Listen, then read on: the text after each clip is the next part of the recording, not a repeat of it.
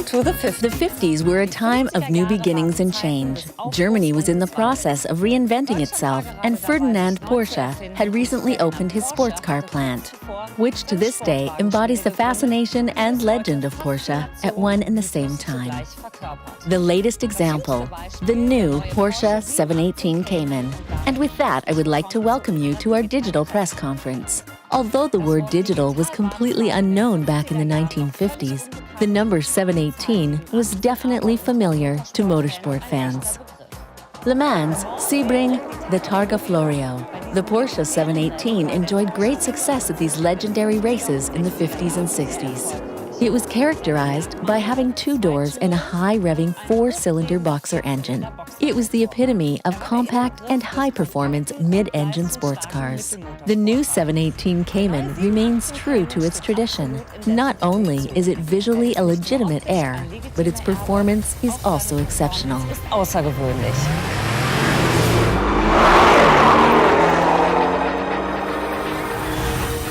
Join us for a ride into the realm of a magic number, 718.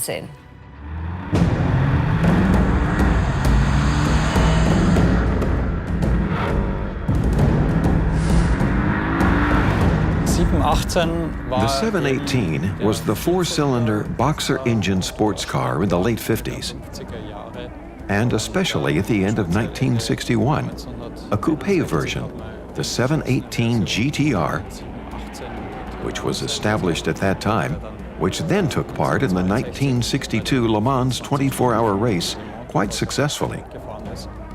This illustrated quite well that this car did indeed exist, both as a convertible version as well as a coupe version. And the same is true again today, with the Boxster as a convertible and the Cayman as a coupe. An excellent match. They have the same engines, the same mid-engine layout, and that fits extremely well in the current combination.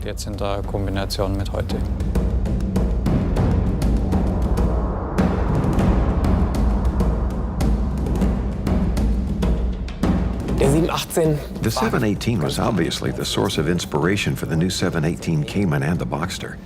That starts with the design. We have this typical mid-engine design, these proportions, the shape, that simply show us the historic 718 is the forebear of today's cars. And then there is, of course, the fundamental principle, this idea of perfect lightweight design, the power-to-weight ratio. It wasn't necessary for us at Porsche to have the most powerful engines, but we used the smartest technology. In this case, back in the 50s, it was this little four-cylinder engine with four camshafts, which had such good high-revving characteristics and was really powerful. I'm sure this core idea that you don't need the most powerful car with the greatest engine displacement, but the car that is the most agile, has the best power-to-weight ratio, and is also the most reliable, is part of the essence of Porsche as a brand. With the new 718 models, we transport that essence into the present. I think design is something that always requires us to react to the current day and age. It is constantly developing, and I think that every car we make is right for its time. Talking of the 718, back then the 718 was the perfect little racing car. And for me, the new 718 is the perfect little racing car for 2016.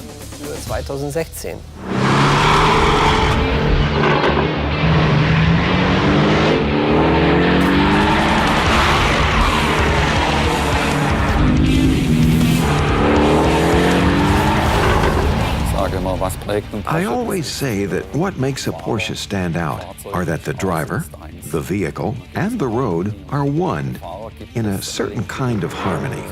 And the car transfers the driver's precise steering movements and reactions directly onto the road, without body roll. It does exactly what I, as the driver, tell it to do.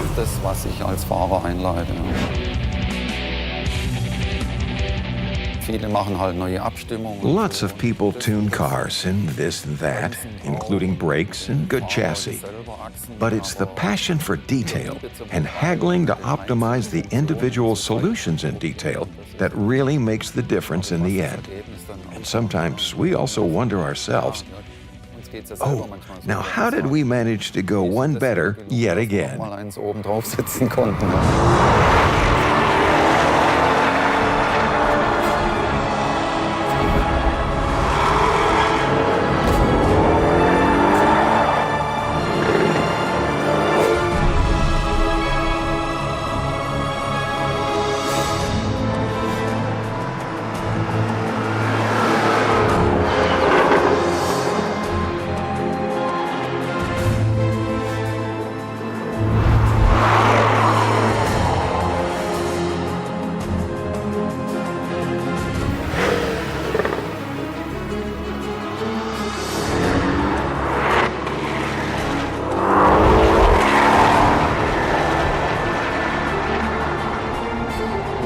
I think the driving experience will convince anyone, thanks to its boost in performance. Particularly, the turbo engine makes it possible to achieve a palpable improvement in performance even at low engine speeds. And of course, experiencing the engine's high revving capability and the typical sound of the B4 Boxer engine.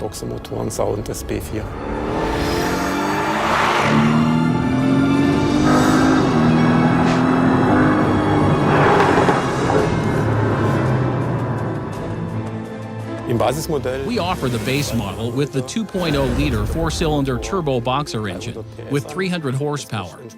That is an increase of 25 horsepower relative to its predecessor, and its maximum torque is 380 Newton-meters, which is 90 Newton-meter more than the predecessor. The Cayman S has the 2.5-liter engine with 350 horsepower and a maximum torque of 420 Newton-meter, which is also an increase of 25 horsepower and 50 Newton-meter more torque.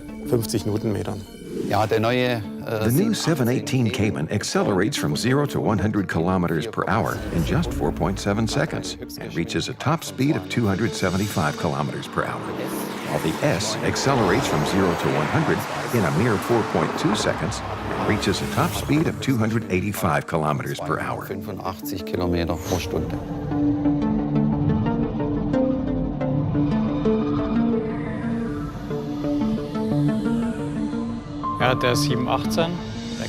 Yes, the 718, the Cayman that we are pleased to present now, was intended to achieve even greater precision than its predecessor. By greater precision, we mean sharper styling, more precise styling, but also significantly improved driving characteristics and, of course, commensurate driving performance. That is all part and parcel of such a mid-engine sports car. I'd put it this way. We sent the new Cayman to the gym. Now the car seems a bit more agile, more sporty, and at the same lighter, which was actually one of the things we had been aiming to achieve. If you look at the car from the front, the contours are sharper, clearer, and from my point of view, a bit reduced in comparison to its predecessor. Seen from the side, it all appears a bit flatter. The wings are a bit reduced in height. The roof, of course, tapers a bit faster to the back, and the rear has a more clearly defined spoiler lip, giving it a more sporty look in that area.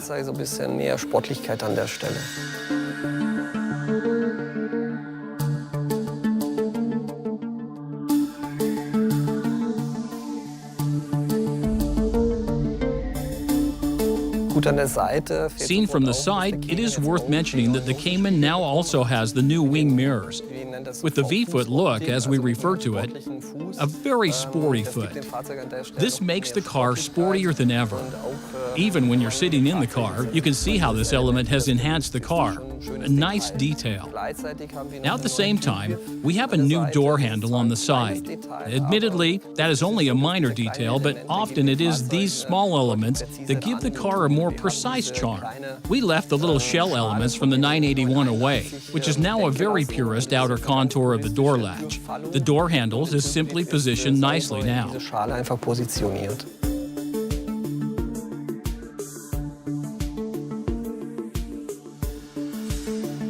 The introduction of the 718 Cayman also sees the introduction of a number of new PCM features.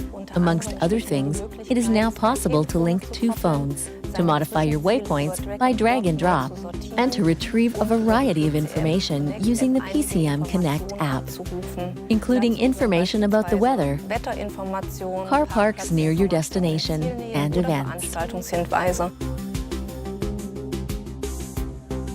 A Porsche is a sports car for everyday use, ideal for Saturday afternoon drive or a tour through the Alps where the car is pure fun. But I can also endure daily traffic jams in this car. And if you do have to endure daily traffic jams, simply reeling off the roots, then the assistance systems are also very helpful, even in a sports car. Be it the automatic cruise control, which can now coast with improved efficiency too, or lane assist, which has been adopted from the 911. They simply offer relief to drivers. But we wouldn't be Porsche if we didn't offer new sporty features in addition to assistance systems like these. Be it the new sports chassis, lowering the ride by 20 millimeters, and regulated dampers, now also available for the Cayman for the first time, i.e. the PASM Sport Tuning. Then there's the new GT Sport steering wheel inherited from the 918, which is 375 millimeters in diameter. On the steering wheel, if the car comes with Sport Chrono package, there is the new mode switch with the 4 positions familiar from the 911, which Cayman and Boxster drivers can now select too, with Sport and Sport Plus, and then an individual position in addition to the normal position, which drivers can basically customize as they wish. Do I want to activate the Sport exhaust system in this mode, or drive the car with stiff dampening, or whatever? So we offer that now too.